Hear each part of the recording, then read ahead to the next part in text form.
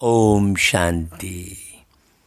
आज 24 जनवरी रविवार का दिन है। देखो, दिन महीने साल गुजरते जाएंगे, हम प्यार में जीते प्यार में मरते जाएंगे। हाँ, तो बाबा कहते हैं देखेंगे, तो फिर हम कहते हैं देख लेना बाबा, क्योंकि रात सोने से पहले और पूरी रात सपनों में भी प्यारे बाबा बाबा बाबा और बाबा, फिर अमृत बेले से बाबा, फिर सुबह उठे तो बाबा। हाँ, हर बात में बाबा, हर रात बाबा, हर मुलाकात बाबा बाबा, क्योंकि बाबा इतने 1000 साल बाद मिला, तो बाबा के सिवाय इन नैनों को कुछ दिखता नहीं, और स्वर में बाबा के गीत के सिवाय कुछ गूंजता ही नहीं।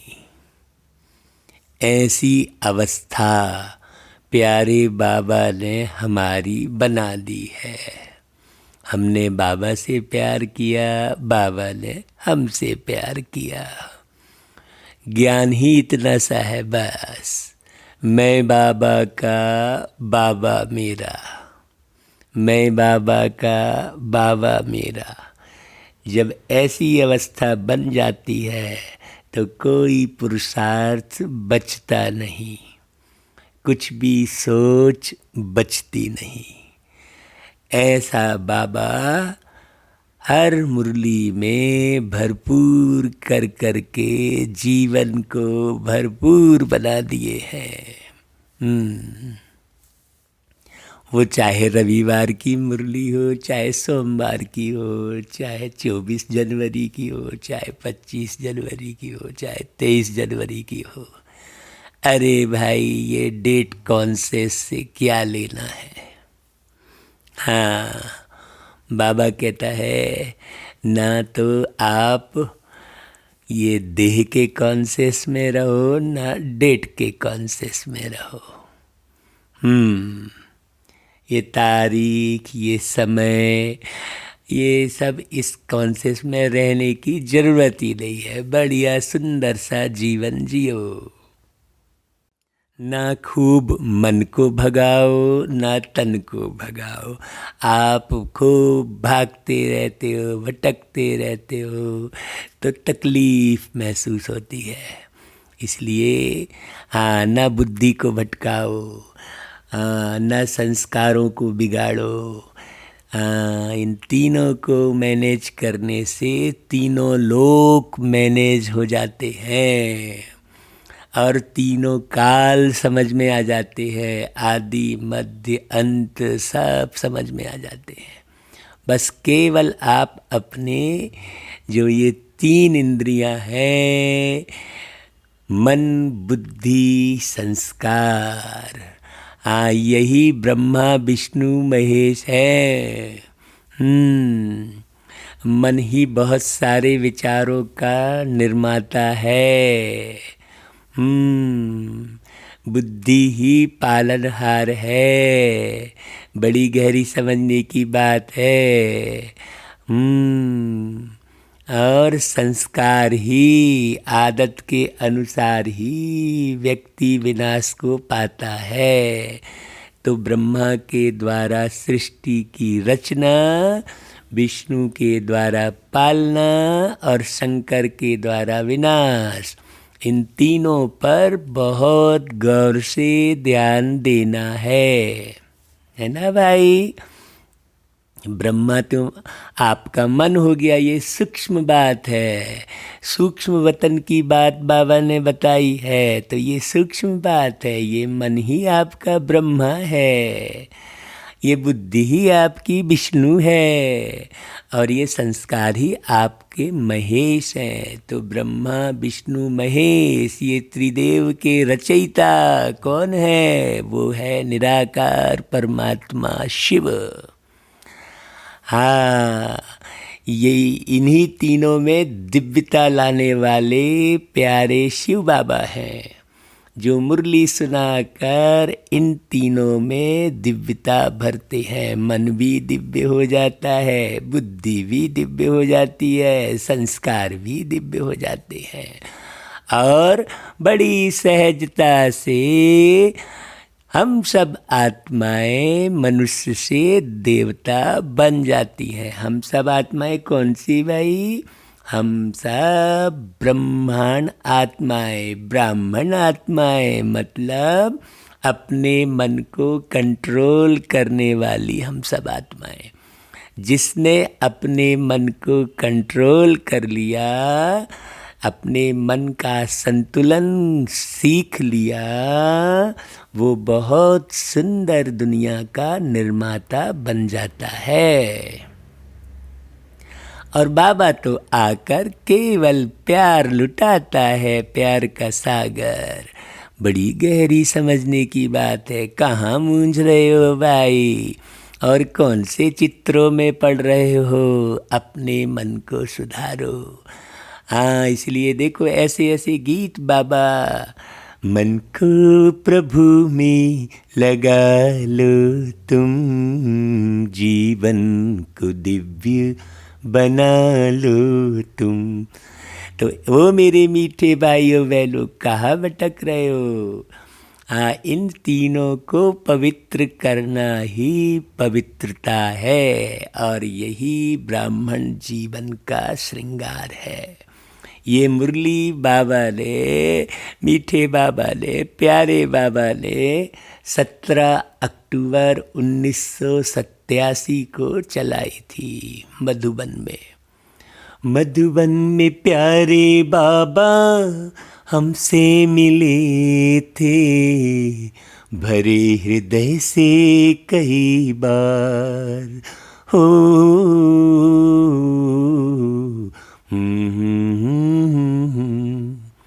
आज भी मीठे बाबा हमसे है मिलते, दिल में आके कई बार। देखो, मधुबन में तो साकार में मिले थे बाबा, और अभी बार बार दिल के दरवाजे खटखटाते हैं। बच्चे मैं आ गया, बार बार बाबा बोलते, बच्चे मैं आ गया। मैं बोलता हूँ बाबा आओ आओ, मेरे दिल में समाओ, मेरे दिल में बैठ जाओ, अपने दिल की कुर्सी में बाबा को बिठाओ, और बहुत प्यार से बाबा को याद करो। कुछ भी ज़रूरत नहीं है आपको, कोई सामग्री की ज़रूरत नहीं है। हाँ, कहीं भटकने की ज़रूरत नहीं है। ये मुरली जो बाबा की है ना, ये बाबा से गहरी प्रीत जोड़ देती है। ये मुरली बाबा की, बाबा के मुख से निकली हुई ये वाणी, जिसे मुरली कहते हैं। तो ओ मेरे मीठे भाइयों बहनों, मुरली से प्रीत रखो। मुरली को 100 बार सुनने की इच्छा होनी चाहिए। ऐसा लगे जैसे मुरली के बिना सांस नहीं चल रही है। तो ब्राह्मण जीवन का श्रृंगार है पवित्रता।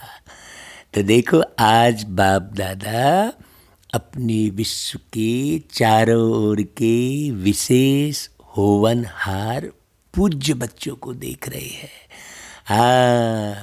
आप गौर करो अपने ऊपर कि आप विशेष पूज्य बच्चे हो, पूजनी बन रहे हो। जिसने पूरा पूरा बाबा को दिल में बसा लिया वो पूजनी बनेगा। जिसने पूरा पूरा ज्ञान समझ दिया वो पूजनी बनेगा।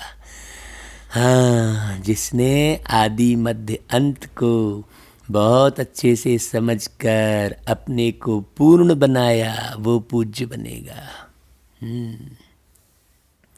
बाबा देखो कैसे बोलते हैं, सारे विश्व में से कितने थोड़े अमूल्य रत्न पूजनी बने हैं। देखो करोड़ों जनसंख्या है, करोड़ों में गिनती के थोड़े उंगलियों में गिन लो। देखो वो छुपा के 108 की माला जपते हैं ना, उसमें भी देखो अंगूठी में पहनते हैं 8 रत्न और बीच में 9वां रत्न प्यारा बाबा।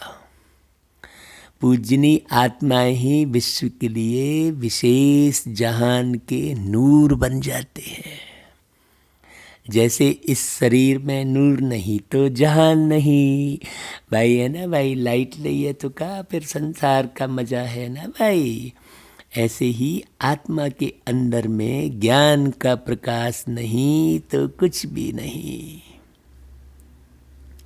बाबा कहते ऐसे विश्व के अंदर पूजनीय जहान के नूर, आप श्रेष्ठ आत्माएं नहीं तो विश्व का भी कोई महत्व नहीं।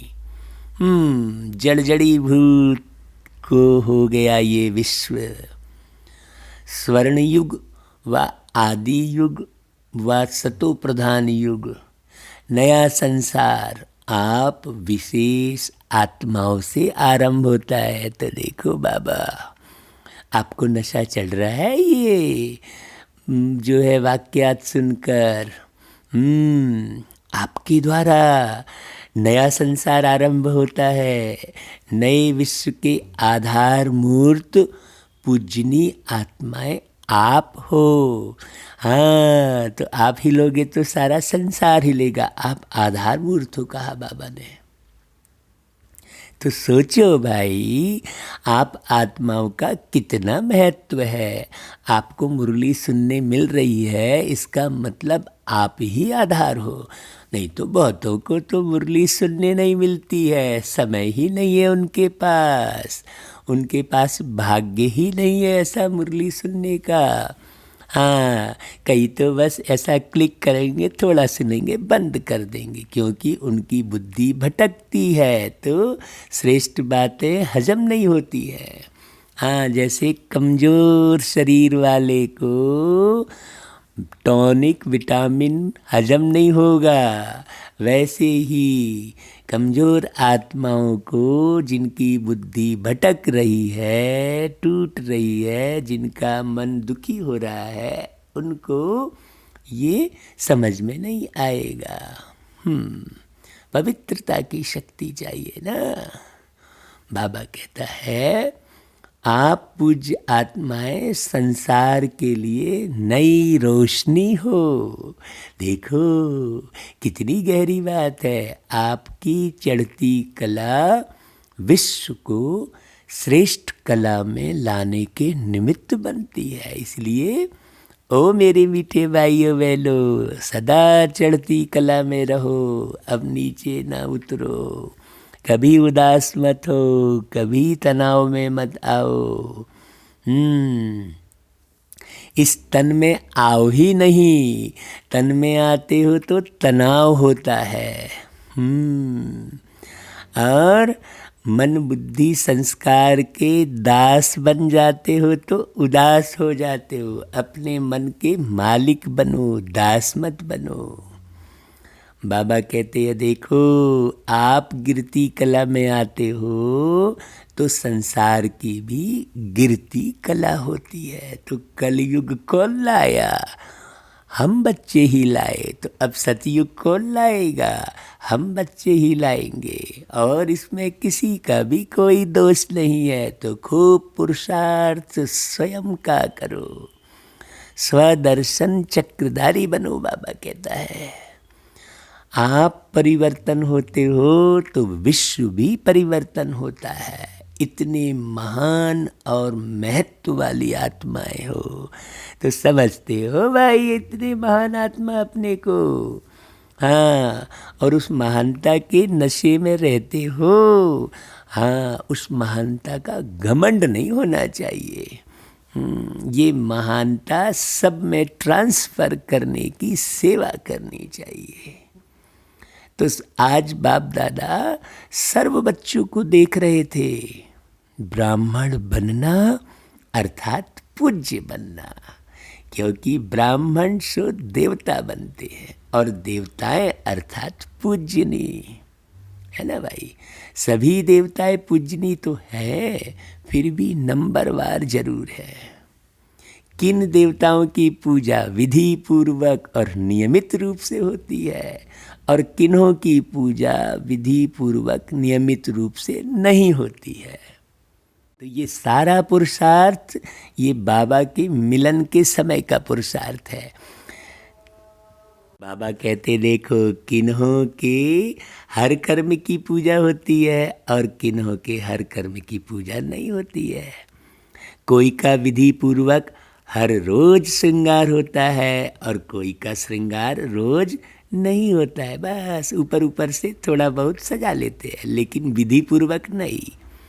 हाँ, बहुतों को तो माला बहुत करीब से जाके पहनाते और बहुतों को फूल यूं ही दूर से फेंक देते हैं। बड़ी गहरी बात है, इक्का दुक्का फूल फेंक देंगे और किसी को ऐसा ही सेंट दूर से छिड़क देते हैं और कोई को तो बाहर से ही प्रणाम करके चले जाते हैं। और कई तो आजकल देखना गाड़ी में बैठे बैठे बस बाहर से दूर से किए सलाम चले, कई तो जूते पहन कर ही सलाम करके भाग जाते हैं। तो ये सब बारीक बारीक बात है। आप देखते होंगे मंदिर के बाहर जूते ही पहनकर सलाम किए। तो जिन्होंने इस संगम युग पर, जूता मतलब चमड़ा, इस चमड़ी के भान से जो मुक्त नहीं हुआ उसको ऐसा ही प्रणाम कर देते हैं। तो कोई के आगे सारा समय कीर्तन होता और कोई के आगे कभी कभी कीर्तन होता। इन सभी का कारण क्या है? देखो बाबा ने कितना गहरा राज बताया, इसीलिए इसे राजयोग कहते हैं। सोचने की बात है भाई। ब्राह्मण तो सभी कहलाते हैं, ब्रह्मा कुमार ब्रह्मा कुमारी बड़े अच्छे से कहते हैं सबको। ज्ञान योग की पढ़ाई भी सभी करते हैं, फिर भी इतना अंतर क्यों? हाँ, धारणा करने में अंतर है। फिर भी कौन सी विशेष बात धारणाओं के आधार पर नंबर होते हैं जानते हो? अभी बहुत गहराई से सुनना, बारीकी से सुनना। कौन सी धारणाओं के आधार पर नंबरवार होते हो? बाबा पूछते हैं, जानते हो भाई? क्यों बुद्धि में आया?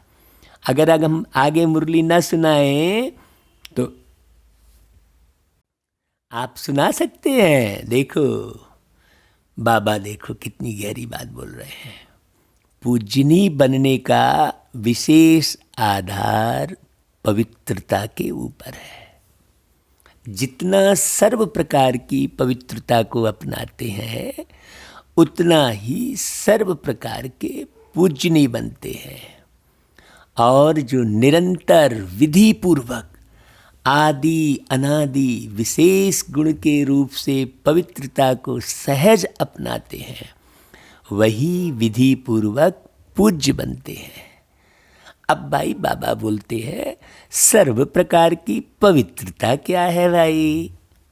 अभी सुनना बहुत अच्छे से ना, बिल्कुल ध्यान से सुनना, इधर उधर बुद्धि को नहीं ले जाना। जितना ध्यान से सुनोगे तो उतना निर्माण कर पाओगे। तो जो आत्माएं सहज स्वतः हर संकल्प में, बोल में, कर्म में सर्व अर्थात ज्ञानी और अज्ञानी आत्माएं सर्व के संपर्क में सदा पवित्र वृत्ति, दृष्टि, वाइब्रेशन से यथार्थ संपर्क संबंध निभाते हैं, इसको ही सर्व प्रकार की पवित्रता कहते हैं। जरा भी किसी भी आत्मा के प्रति ऐसा भी ना हो रहा हो। बड़ी गहरी बात है ना भाई। एकदम यथार्थ संबंध संपर्क। यथार्थ संबंध संपर्क मतलब आत्मीयता। हाँ, ऐसा नहीं वस्तु के आधार पर संबंध है, धन के आधार पर संबंध है, योग्यता के आधार पर संबंध है, प्रसिद्धि के आधार पर संबंध है, हाँ, नाम मान शान के आधार पर संबंध है। ये तो यथार्थ संबंध नहीं कहलाया भाई, ये तो बाहर टेम्परेरी संबंध है। देखो बाबा ने पवित्रता की कितनी गहराई बताई। वाइब्रेशन तक की बात की, वृत्ति की बात की। हाँ, आपके अपवित्र वाइब्रेशन अगर फैल रहे हैं, इसको ही सर्व प्रकार की पवित्रता कहते हैं। अगर आप गहराई से जांचेंगे ना तो समझ में आएगा कि कहाँ गलती कर रहे हैं। बाबा बहुत बारीक है, बहुत सूक्ष्म है, इसलिए बहुत सूक्ष्म पढ़ाई पढ़ाते हैं। ओ मेरे मीठे भाइयों बहनों, ऐसी सूक्ष्म और सत्य और मीठी पढ़ाई पूरे कल्प में नहीं मिलेगी। इसलिए इसे 100 बार सुनना। ऐसा नहीं समझ लिए समझने वाले नींद में खो जाते हैं। ऐसा कोई समझदारी नहीं कहलाती है। बाबा कहते हैं स्वप्न में भी स्वयं के प्रति या अन्य कोई आत्मा के प्रति सर्व प्रकार की पवित्रता में से कोई कमी ना हो। स्वयं के प्रति भी भाई देखो, आप स्वयं की ग्लानि कर रहे हो, आप स्वयं को ही मान नहीं दे रहे हो तो दूसरे को कैसे दोगे। सारी दुनिया में तो मंदिर में जाकर स्वयं को ही अपमानित करते हैं। कहते हैं भाई मैं मूर्ख हूँ, मैं दुष्ट हूँ, मैं खल हूँ, मैं कामी हूँ, ऐसा बोलते रहते हैं। अब सोचो, कोई बच्चा लौकिक में अपने बाप के सामने में जाकर ऐसा बोले कि ओ पिताजी मैं पूरा मूर्ख हूँ, मैं दुष्ट हूँ, तो वो पिताजी को सुख होगा कि दुख होगा? वो पिता सोच में पड़ेगा कि निश्चिंत रहेगा? सोचने की बात है। तो आप मूर्खता करते क्यों हो जो वो गीत गाना पड़े? क्या करे, हो जाती है। अरे इसीलिए तो बाबा पढ़ाते हैं कि भाई तुमको कहीं पर भी मूर्खपना न करना पड़े, तो उसको सुनकर फॉलो करो ना, काहे इधर उधर भटकते हो। देखो बाबा कैसे उदाहरण दे रहे हैं। मानो स्वप्न में भी ब्रह्मचर्य खंडित होता है, व किसी आत्मा के प्रति किसी भी प्रकार की ईर्ष्या व आवेश के वश कर्म होता या बोल निकलता है, क्रोध के अंश रूप में भी व्यवहार होता है, तो इसको भी पवित्रता का खंडन माना जाएगा। देखो बाबा कितना अच्छा विधान बता रहे हैं। विधाता विधान समझाकर ही भाग्य बनाते हैं, तो विधाता के विधान को समझना, हाँ, अनुसरण करना बहुत अनिवार्य है। तो सोचो भाई, जब स्वप्न का भी प्रभाव पड़ता है तो साकार में किए हुए कर्म का कितना प्रभाव पड़ता होगा, सोचो, है ना भाई स्वप्न भी देखने वाले कौन? हम सब आत्मा ही तो स्वप्न देख रहे हैं। आत्मा रहित शरीर थोड़ी स्वप्न देखेगा। सोचने की बात है ना भाई। आत्मा रहित शरीर तो सड़ने लग जाएगा, उसे तो फटाक से जलाने के लिए ले जाएंगे। और यदि जिस शरीर में आत्मा नहीं है उसे बचा के रखना है तो तेल में डुबो कर रखते हैं, केमिकल लगा कर रखते हैं। तो देखो आत्मा रहित शरीर कैसे सड़ने लगता है, सोचो। बाबा कहते इसीलिए खंडित मूर्ति कभी पूजनीय नहीं होती। खंडित मूर्तियाँ मंदिरों में नहीं रहती, आजकल के म्यूजियम में रहती हैं। वहाँ भक्त नहीं आते, सिर्फ यही गायन होता है कि यह बहुत पुरानी मूर्तियाँ हैं, बस हो गया। उन्होंने स्थूल अंगों के खंडित को खंडित कह दिया है, लेकिन वास्तव में किसी भी प्रकार की पवित्रता में खंडन होता है तो वह पूज्य पद से खंडित हो जाते हैं। अब बताओ भाई, इतनी गहरी बात एक परमात्मा के सिवाय कोई दूसरा बता सकते हैं क्या? तो अब सोचो कि परमात्मा कहाँ आ रहे हैं। भाई सोचो, मधुबन में आके दादी के तन में प्यारे शिव बाबा जो पढ़ा रहे हैं, उस पढ़ाई को तो देखो, तो मालूम पड़ जाएगा कि परमात्मा कहाँ आ रहे हैं। फिर बुद्धि का भटकना बंद हो जाएगा। अभी तो न जाने कितनी बुद्धि को भटकाते हैं लोग, अभी भी भटक रहे हैं। कई बरस ज्ञान में सुनने चलने के बाद फिर किसी के व्यवहार में, किसी की बात में आकर प्यारे बाबा और मधुबन को छोड़ देते हैं। ऐसे चारों प्रकार की पवित्रता विधि पूर्वक है, तो पूजा भी चारों प्रहर की विधि पूर्वक होती है। मन वाणी कर्म है ना भाई। भाई कर्म में संबंध संपर्क सब आ जाता है। आप किसी से मिलते हो, वो भी मिलने का एक कर्म कहलाता है ना। और स्वप्न में भी पवित्रता, मनवाणी कर्म में पवित्रता अर्थात मिलने जुलने में है ना भाई, मन में संकल्प में, वाणी में किसी भी प्रकार का उल्टा सीधा बोल ना हो, है ना भाई, इसको कहते हैं संपूर्ण पवित्रता। कई बच्चे अलबेलेपन में आने के कारण चाहे बड़ों को चाहे छोटों को इस बात में चलाने की कोशिश करते हैं। क्या बोलते हैं कि मेरा भाव बहुत अच्छा है, लेकिन क्या करें बोल निकल गया। वाह भाई, मेरी एम ऐसे नहीं थी बोलते हैं, लेकिन हो गया। या कई बार कहते हैं कि हंसी मजाक में कह दिया अथवा कर लिया, यह भी चलाना है। इसलिए पूजा भी चलाने जैसी होती है। इतना गहरा रहस्य कौन समझा सकता है भाई। यह अलबेलापन संपूर्ण पूज्य स्थिति को नंबरवार में ले आता है। यह भी अपवित्रता के खाते में जमा होता है। सुनाया ना भाई बाबा ने, पूज्य पवित्र आत्माओं की निशानी यही है। उन्हों की चारों प्रकार की पवित्रता स्वाभाविक, सहज और सदा होगी। हाँ, मेहनत नहीं लगेगी उनको सोचना नहीं पड़ेगा, लेकिन पवित्रता की धारणा स्वतः ही यथार्थ संकल्प, बोल, कर्म और स्वप्न लाती है। चार बातें हो गई ना भाई, संकल्प, बोल, कर्म और स्वप्न। देखो, चार प्रकार के जीवन के बारे में बताया। एक संकल्प वाला जीवन, एक बोल वाला, एक कर्म वाला, एक स्वप्न वाला। देखो, चार प्रकार का जीवन सिखाया बाबा ने। यथार्थ अर्थात एक तो युक्ति युक्त, हाँ। दूसरा यथार्थ अर्थात हर संकल्प में अर्थ होगा। बेअर्थ कुछ भी सुन रहे हैं, कुछ भी समझ रहे हैं, हाँ, बिना अर्थ कुछ नहीं होगा। कुछ भी कर रहे हैं, आजकल देखो ना, बिना अर्थ के कोई भी गीत सुनते हैं, अगड़म बगड़म हैं, कैसा भी संगीत बजाते हैं। आज के संगीत में सरस्वती तो है ही नहीं। पहले संगीत की देवी सरस्वती कहा जाता था, वीणा वादनी। आज के संगीत में तो फूहड़पना है, तो सरस्वती कहाँ से हुई। बाबा कहते हैं ऐसे कुछ भी गाओ नहीं, ऐसे कुछ भी सुनो नहीं, ऐसे कुछ भी बोलो नहीं।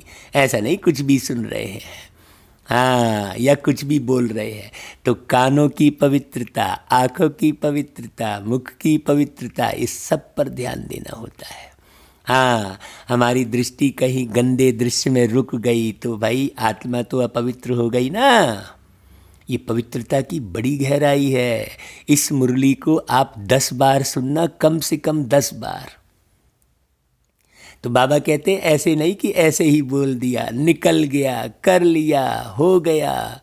हाँ, ऐसी पवित्र आत्मा सदा हर कर्म में अर्थात दिनचर्या में यथार्थ युक्ति युक्त रहती है। इसलिए पूजा भी उनके हर कर्म की होती है, अर्थात पूरे दिनचर्या की होती है। ऐसे नहीं जो कुछ भी कर लिया उसकी होती है, नहीं, जो हर कर्म की ओर ध्यान देते हैं। हाँ, मेरे बोल कैसे निकल रहे हैं, उठने से लेकर सोने तक भिन्न भिन्न कर्म के दर्शन होते हैं। हाँ, अगर ब्राह्मण जीवन की बनी हुई दिनचर्या प्रमाण कोई भी कर्म यथार्थ व निरंतर नहीं करते तो उसके अंतर के कारण पूजा में भी अंतर पड़ेगा। मानो कोई अमृत बेले उठने की दिनचर्या में विधि पूर्वक नहीं चलते, हाँ, तो पूजा में भी उनके पुजारी भी उस विधि में नीचे ऊपर करते, अर्थात पुजारी भी समय पर उठकर पूजा नहीं करेगा, जब आया तब कर लेगा। अर्थात अमृत बेले जागृत स्थिति में अनुभव नहीं करते। मजबूरी से व कभी सुस्ती कभी चुस्ती के रूप में बैठते तो पुजारी भी मजबूरी से या सुस्ती से पूजा करेंगे, विधि पूर्वक पूजा नहीं करेंगे। ऐसा ही अभी यहाँ बड़ी गहरी बात है ना, यहाँ पर मूर्ति पूजा की बात नहीं चल रही है, यहाँ केवल मूर्ति पूजा की बात नहीं चल रही है, आपके पूछताछ की बात भी चल रही है। आपको लोग ऐसा ही पूछेंगे, तब वहाँ पर कैसा दुख होगा सोचो। कई सोचेंगे क्या है मूर्ति में नहीं पूजे तो क्या हुआ, कई उल्टा ले लेंगे ज्ञान को। इसलिए बड़ी गहरी बात है, आपको इस जीवन में भी लोग ढंग से नहीं पूछेंगे, तब आपको कितना दुख होगा कि एक का सम्मान होता रहेगा दूसरे का नहीं होगा, तो कितना दुख होगा। तो क्यों ना पुरुषार्थ करो भाई, जब बाबा पूरा पूरा पुरुषार्थ एकदम विधि प्रमाण सिखा रहे हैं कि बच्चे अमृत बेले उठो, अच्छे से चैतन्य रूप में याद करो, बहाने मत मारो, अलबेलापन मत रखो, तो काहे आलस्य और अलबेलापन में आते हो भाई। बाबा कहते यह भी अपवित्रता के अंश में गिनती होता है, क्योंकि आलस्य और अलबेलापन भी विकार है भाई। 10 सिर का रावण है ना, तो 10 सिर के रावण में आप 5 विकार तो बार बार सबको समझाते हो, लेकिन और 5 विकार कौन कौन से हैं। हाँ, बाबा ने देखो ऊपर में बोला ईर्ष्या द्वेष, बोला ना ऊपर में। मुरली में बाबा एक एक पॉइंट क्लियर करते हैं, आप 100 बार सुनोगे तो मालूम पड़ेगा, अरे ये पॉइंट भी बोले थे क्या बाबा। हाँ, ऐसे थोड़ी सुन लिया समझ लिया, नहीं, ऐसे हड़बड़ी करने से निर्माण नहीं होता है। निर्माण तो बहुत धैर्यता से स्थिरता से होता है। हाँ, जो यथार्थ कर्म नहीं है वह विकार की गिनती में आएंगे, वह विकार है, तो अपवित्रता का अंश हो गया ना। इस कारण पूज्य पद में नंबरवार हो जाते हैं। तो फाउंडेशन क्या रहा, फाउंडेशन है पवित्रता।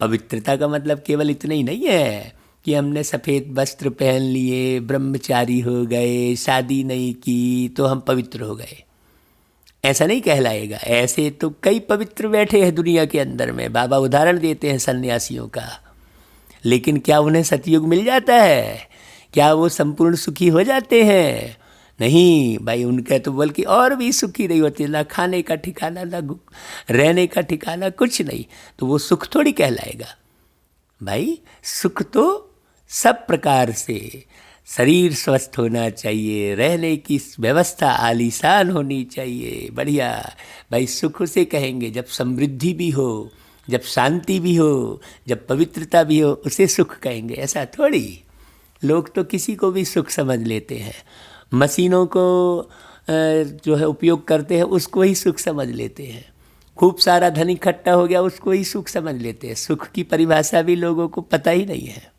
बाबा कहते हैं देखो, पवित्रता की धारणा बहुत महीन है, पवित्रता के आधार पर ही कर्म की विधि और गति का आधार है। आप संपूर्ण सुखी नहीं होंगे जब तक बाबा है, बाबा की बातें चलती रहेंगी तब तक आपको लगेगा है मैं तो सुखी हो गया, अरे हम तो सुखी हैं, लेकिन आगे आपको दुख होगा ये मालूम नहीं है। पुरुषार्थ नहीं करोगे तो भाई विकराल परिस्थिति में बड़े हड़बड़ा जाओगे, दुखी हो जाओगे, परेशान हो जाओगे, माथा पीटोगे। इसलिए पवित्रता सिर्फ मोटी बात नहीं है। ब्रह्मचारी रहे या निर्मोही हो गए, सिर्फ इसको ही पवित्रता नहीं कहेंगे। आपने घर बार छोड़ दिया, अब आपको चलो माँ बाप याद नहीं आ रहे हैं, हाँ तो हम पवित्र हो गए, नहीं।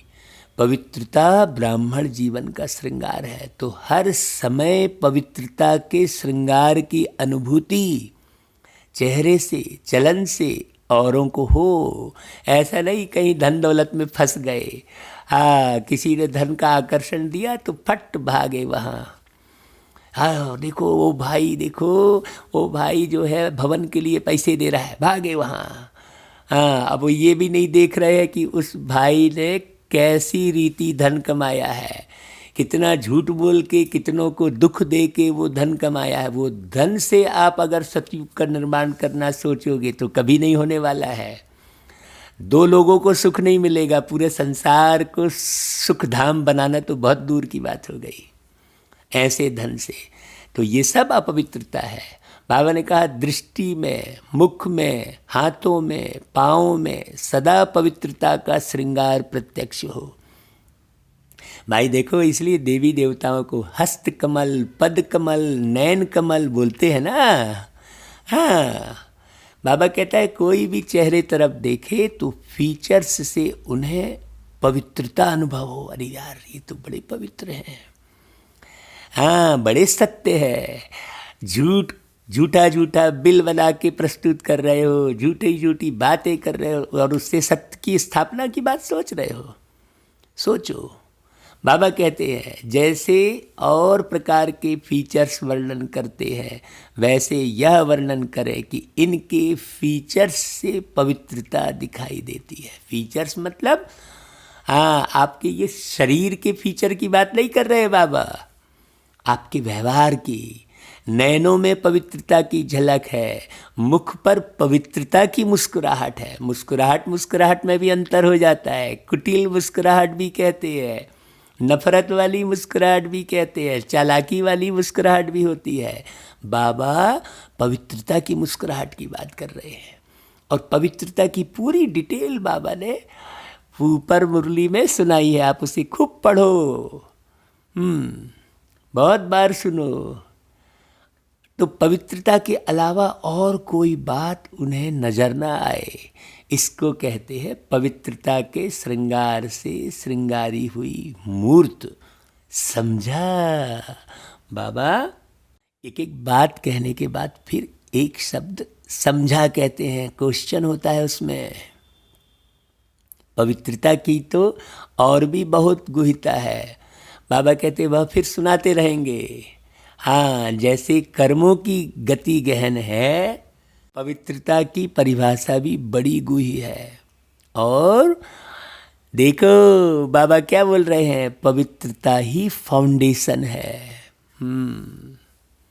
अच्छा, फिर बाबा खेल पाल करते हैं। देखो अभी गुजरात आया, फिर ये मिले, फिर वो पार्टी मिली। देखो उसमें भी बाबा बड़ी गहरी गहरी बात करते हैं। ऐसा नहीं कि मिलन के समय बाबा कुछ भी बोल रहे हो। अभी देखो बाबा कहते अच्छा, तो सब लोग कहते भाई गुजरात आया है, तो बाबा गुजरात के लिए क्या बोलते? देखो, गुजरात वाले सदा हल्के बन नाचते और गाते हैं। देखो भाई, गुजरात का गरबा बड़ा फेमस है, पूरे देश और विदेश में प्रसिद्ध है गरबा। हाँ, जब हमको किसी भी किस्म का कोई घमंड नहीं होता है तो फिर हम हल्के हो जाते हैं। ये घमंड जो है ना, हमको भारी करता है। घमंड हमको लोगों से दूर करता है। हाँ, कई जो है VIP बन के किनारे कर लेते हैं। लोग उनसे मिलने आएंगे तो नहीं भाई, अभी मेरे पास मिलने का टाइम नहीं है। हाँ नहीं भाई, हाँ बड़े प्यार से मिल लो। हाँ रुको भाई, थोड़ा सा वेट करोगे क्या आप? अभी मिलेंगे। सबका सम्मान होना चाहिए ना। कोई भी आपके दरवाजे पर आए तो उसे बड़े सम्मान से, बड़े प्यार से बिठाना चाहिए। हाँ, है तो आत्मा ना भाई, बेचारी थपेड़े खा खा के उसकी हालत खराब दिख रही है, तो हम उसका सम्मान न करें, ऐसा थोड़ी है। तो बाबा कहते हैं कि गुजरात वाले सदा हल्के बन नाचते और गाते हैं, चाहे शरीर में कितने भी भारी हो, लेकिन हल्के बन नाचते हैं। बाबा देखो, गुजरात की विशेषता है सदा हल्का रहना, सदा खुशी में नाचते रहना और बाप के व अपने प्राप्तियों के गीत गाते रहना। खुशी में खग्गियाँ मारते रहते हैं गुजरात के लोग। हमको एक गुजरात के भाई मिले थे, बहुत बुजुर्ग थे समझ लो। हमारे साथ उन्होंने बहुत जगह पर सैर की, कई जगह सेवाओं पर साथ में गए और हमेशा नाचते गाते रह रहे थे।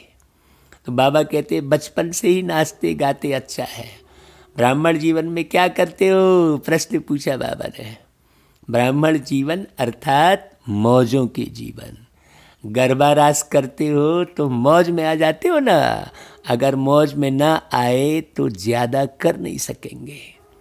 मौज मस्ती में थकावट नहीं होती है, अथक बन जाते हैं। तो ब्राह्मण जीवन अर्थात मौज में रहने की जीवन, वह है स्थूल मौज। और ब्राह्मण जीवन की है मन की मौज। देखो बाबा और गहरे की ओर ले जा रहे हैं। मतलब यहाँ पर तन को नचाने वाली बात नहीं है, यहाँ पर मन के नृत्य की बात है। अंदर खुशी में मन नाचता रहेगा, सदा मन मौज में नाचता और गाता रहे। वह लोग हल्के बन नाचने गाने के अभ्यासी हैं। हाँ, वो लोग वैसा खान पान करते हैं। देखो, नमक कम खाएंगे वो। हाँ, नमक नहीं खाएंगे तो लचीला हो जाता है शरीर, तो वो शरीर को लचीला करते हैं। और ब्राह्मण जीवन में मन को लचीला करके मन को नचाते हैं। बड़ी गहरी बात है। तो इन्हों को ब्राह्मण जीवन में भी डबल लाइट बनने में मुश्किल नहीं होती है। किनको? गुजरात वालों को। तो गुजरात अर्थात सदा हल्के रहने के अभ्यासी कहो, वरदानी कहो। तो सारे गुजरात को वरदान मिल गया भाई, डबल लाइट। मुरली द्वारा भी वरदान मिलते हैं ना, और बाबा साकार में आके भी वरदान दे रहे हैं। गुजरात, हाँ, जिन्होंने कलयुग रूपी रात को गुजार दिया, समाप्त कर दिया भाई। हाँ, सतयुगी संस्कार भर लिए, उन सब आत्माओं को बाबा गुजरात के कह रहे हैं। बड़ी गहरी बात है, बाबा इशारों में बात करते हैं। सुनाया ना भाई, आपकी इस दुनिया में यथाशक्ति यथा समय होता है, यथा और तथा। और वतन में तो यथा तथा की भाषा ही नहीं है, या बोलेंगे यथाशक्ति। हाँ, यहाँ दिन भी तो रात भी देखना पड़ता है, और मूल वतन में ना दिन है ना रात है, ना सूर्य उदय होता ना चंद्रमा, दोनों से परे है। देखो बाबा कितनी गहराई की ओर ले चल रहे हैं। अब यहाँ पर नरमी गर्मी वाली कोई बात नहीं है। हाँ, दिन रात नहीं है भाई। वाह, आना तो वहाँ ही है ना, बाबा कह रहा है। देखो, जहाँ का निवासी कहाँ की बात कर रहे बाबा। इसी को कहते हैं परमात्मा आकर हमें पढ़ा रहे हैं। लोग तो उन्हें ढूंढ रहे हैं। जिनको ढूंढे दुनिया सारी, उनकी हम पर नज़र है प्यारी। देखो, बच्चों ने रूरियान में कहा ना कि कब तक, तो बाप दादा कहते हैं कि आप सभी कहो कि हम तैयार हैं। तो बाबा कहते हैं अभी कर लेंगे, फिर कब का तो सवाल ही नहीं है। कब तब तक है जब तक सारी माला तैयार नहीं हुई है। अभी नाम निकालने बैठते हो तो 108 में भी सोचते हो कि यह नाम डालें व नहीं। अभी 108 की माला में भी सभी सही 108 नाम बोलें नहीं, फर्क हो जाएगा। सभी एक साथ डिसाइड करें जरा कि हाँ भाई वो बच्चा है। बाप दादा तो अभी घड़ी ताली बजावे और ठकाठक शुरू हो जाएगी। एक तरफ प्रकृति और एक तरफ व्यक्तियाँ, क्या देरी लगती। लेकिन बाप का सभी बच्चों में स्नेह है ना भाई। हाथ पकड़ेंगे तब तो साथ चलेंगे ना। हाथ में हाथ मिलाना अर्थात समान बनना। भाई समान बनेंगे तब तो साथ चलेंगे ना। आप कहेंगे सभी समान, अथवा सभी तो नंबर 1 बनेंगे नहीं, लेकिन नंबर 1 के पीछे नंबर 2 तो होगा ना। अच्छा, बाप समान नहीं बने, लेकिन नंबर 1 दाना जो होगा वह समान होगा। और तीसरा जो है 2 के समान होगा, है ना। तीसरा 2 के समान बने, चौथा 3 के समान बने, ऐसे तो कम से कम समान बने। तो 1-2 के समीप होते होते माला तैयार हो। ऐसी स्टेज तक पहुंचना अर्थात समान बनना। 108 दाना 107 से तो मिलेगा ना भाई। सोचने की बात है, पहला दाना दूसरे से मिलेगा ना, तो चलो पहले दाने के समान बन जाओ। उन जैसी विशेषता भी आ जाए तो भी माला तैयार हो जाएगी ना। नंबरवार तो होना ही है, समझा। माला में भी नंबरवार तो होना ही है, लेकिन उसके समान तो भी बने, समझा। बाप तो कहते हैं अभी कोई है गारंटी करने वाला कि हाँ सब तैयार हैं। बाप दादा को तो सेकंड लगता। दृश्य दिखाते थे ना, ताली बजाई और परियां आ गई, ऐसा दिखाते थे ना भाई। हाँ, अच्छा भाई, फिर बाबा याद प्यार देते हैं चारों ओर के परम पूज्य श्रेष्ठ आत्माओं को, सर्व संपूर्ण पवित्रता के लक्ष्य तक पहुँचने वाले तीव्र पुरुषार्थी आत्माओं को, सदा हर कर्म में विधि पूर्वक कर्म करने वाले सिद्धि स्वरूप आत्माओं को, सदा हर समय पवित्रता के श्रृंगार में सजी हुई विशेष आत्माओं को बाप दादा का स्नेह संपन्न याद प्यार स्वीकार हो। तो भाई बाबा ने किनको किनको याद प्यार दिया, जरा रिपीट बताओ जरा भाई। बिना रिपीट सुने आप डायरेक्ट जो है कमेंट करके बताओ कि भाई किनको याद प्यार मिला। परम पूज्य श्रेष्ठ आत्माओं को याद प्यार मिला। और परम पूज्य श्रेष्ठ आत्माओं की निशानी क्या बताई बाबा ने ऊपर? हाँ, लिखो जरा तुरंत कमेंट में, बिना फिर से रिपीट सुने। कितना याद रहता है? मुख्य सब्जेक्ट है याद।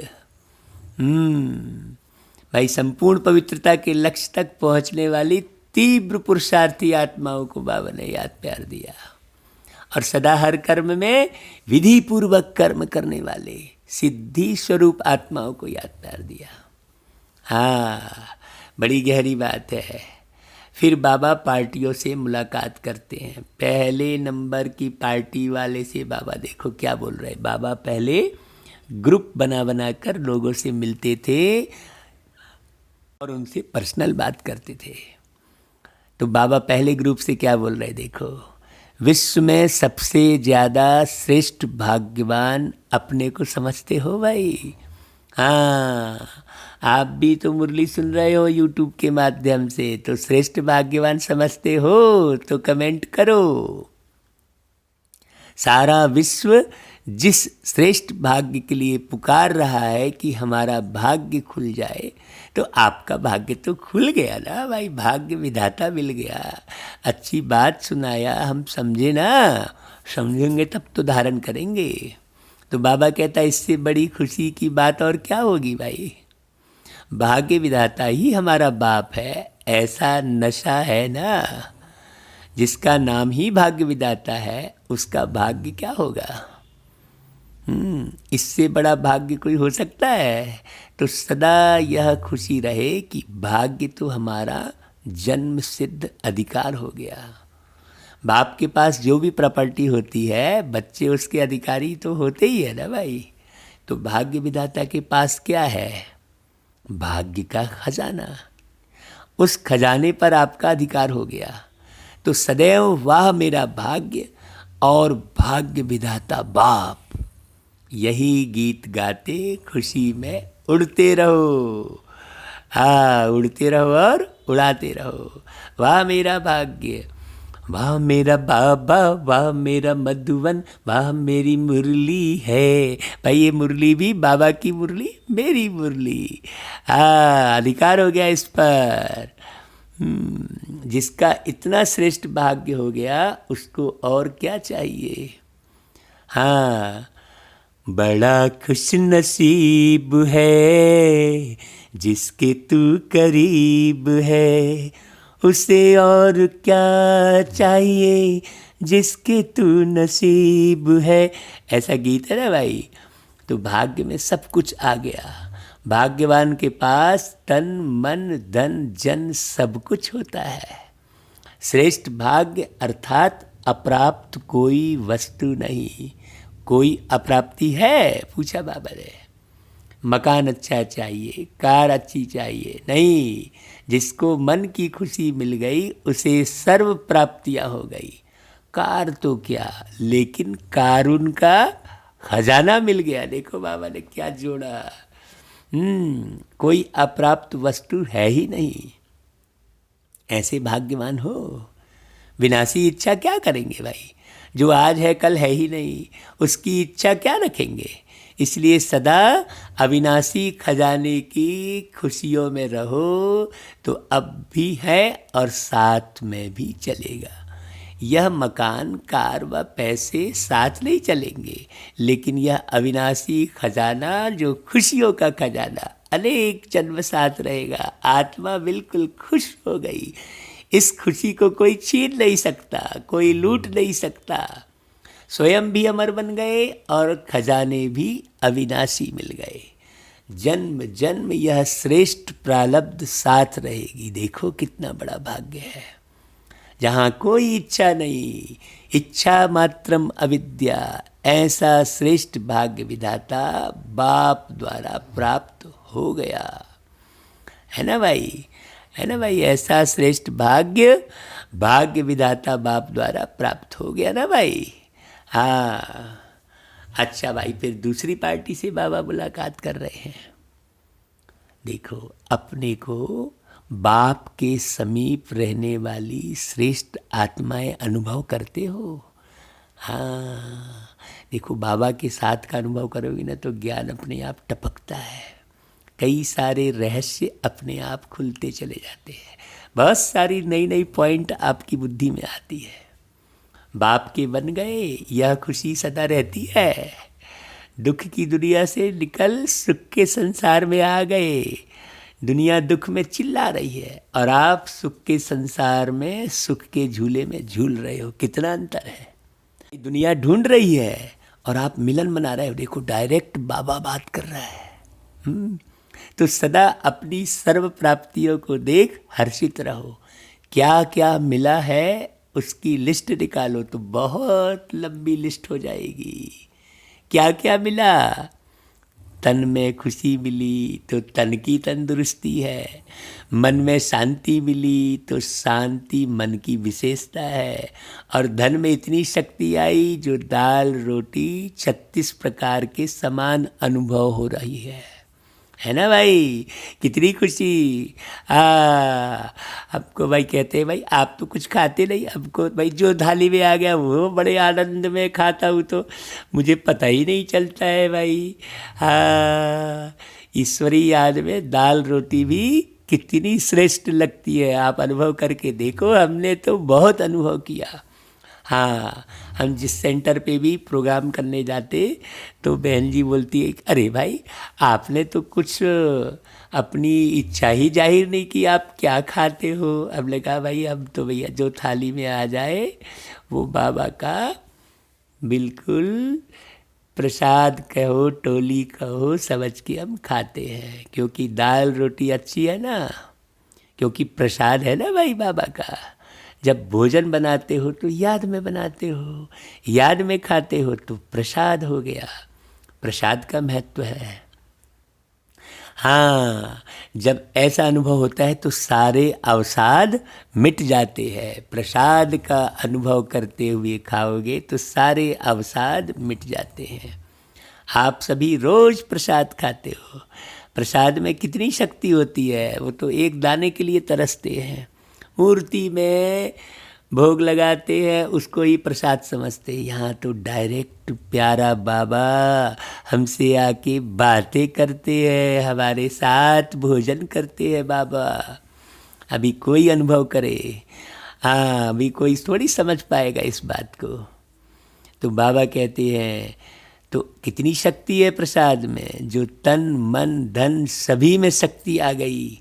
इसलिए कहते हैं, अप्राप्त नहीं कोई वस्तु ब्राह्मणों के खजाने में। तो सदा इन प्राप्तियों को सामने रख खुश रहो, हर्षित रहो। अच्छा भाई। बाबा अच्छा बोल के एकदम साइलेंट हो जाते हैं और ऐसी रूहानी दृष्टि से देखते हैं पूरे हॉल में। हमने तो अनेकों बार अनुभव किया भाई। इस मुरली को सुनने के साथ साथ हम तो बाबा को साकार में अनुभव करने लगते हैं, अपने साथ अनुभव करने लगते हैं। आनंद की सीमा ही नहीं रह जाती है। परम धाम बिल्कुल अच्छे से अनुभव हो जाता है। अलग से फिर कोई अनुभव करने बैठना है वाली बात नहीं है। चलते फिरते, भोजन करते, बात करते, कर्म करते अनुभव होता रहता है। ऐसे अनुभव के अथॉरिटी वाले के पास बाप सदा रहता है। अच्छा भाई, फिर वरदान सुनेंगे। कर्म द्वारा गुणों का दान करने वाले डबल लाइट फरिश्ता भव। देखो, वरदान में ऐसे भव, ये भव, भव भव कह के इस भव से सारे दुख हटा देते हैं प्यारे बाबा। हाँ, वरदान दे देकर दानी बना देते हैं बाबा। जो बच्चे कर्मणा द्वारा गुणों का दान करते हैं, उनकी चलन और चेहरा दोनों ही फरिश्ते की तरह दिखाई देते हैं। हाँ, चलन मतलब बुद्धि और चेहरा मतलब संस्कार। हाँ, आप कहीं भी शरीर के साथ मत जोड़ देना कोई भी बात। वे डबल लाइट अर्थात प्रकाशमय और हल्केपन की अनुभूति करते हैं। हाँ, प्रकाश मतलब कोई चमड़ी का गोरापन नहीं बोल रहे हैं बाबा। हाँ, हल्कापन, बिल्कुल लाइट। उन्हें कोई भी बोझ महसूस नहीं होता है। हाँ, हर कर्म में मदद की महसूसता होती है, जैसे कोई शक्ति चला रही है। हर कर्म द्वारा महादानी बनने के कारण उन्हें सर्व की आशीर्वाद व सर्व के वरदानों की प्राप्ति का अनुभव होता है। हाँ, सबसे मिल रहे ऐसा लगता है, पूरी आत्माओं की सेवा हो रही है ऐसा लगता है। हाँ, सबको सुख मिल रहा है मुझ आत्मा के द्वारा ऐसा लगता रहता है हमेशा। अच्छा भाई, फिर स्लोगन क्या बोला बाबा ने, देखो, सेवा में सफलता का सितारा बनो, कमज़ोर नहीं। हाँ, खूब सेवाएं करो, खूब सारी युक्तियाँ निकालो। बाबा ने तो बहुत युक्तियाँ दी। देखो, कल्चरल प्रोग्राम में बहुत सारी सेवाओं की युक्तियाँ दी, साहित्य के प्रोग्राम के लिए युक्तियाँ दी हैं, राजनीति विंग्स वालों के प्रोग्राम के लिए युक्तियाँ दी। बाबा ने 16 विंग्स बनाए ताकि सभी वर्गों की सेवा, आध्यात्मिक सेवा बहुत अच्छे से हो सके। इसे समझना। हाँ, मेरा विंग तेरा विंग मत करना भैया, बिल्कुल कहीं भी मेरा तेरा मत हो, तू तू मैं ना हो। ये मेरा तेरा तू तू मैं ही बहुत दुख देता है। मैं आत्मा प्यारे पिता परमात्मा की अमर संतान हूँ। अमर संतान मतलब मेरी शांति कभी मरती नहीं। हाँ, मेरी खुशी कभी मरती नहीं, आत्मी प्रेम कभी मरता नहीं। हाँ, कहते हैं ना, मोहब्बत जिंदा रहती है, मोहब्बत मर नहीं सकती। ऐसा गीत है ना भाई। अच्छा भाई, ओम शांति। आज रविवार का दिन है तो पूरे समय बाबा के ज्ञान में लगे रहो। हाँ भाई, अच्छा भाई, ओम शांति, ओम शांति, ओम शांति।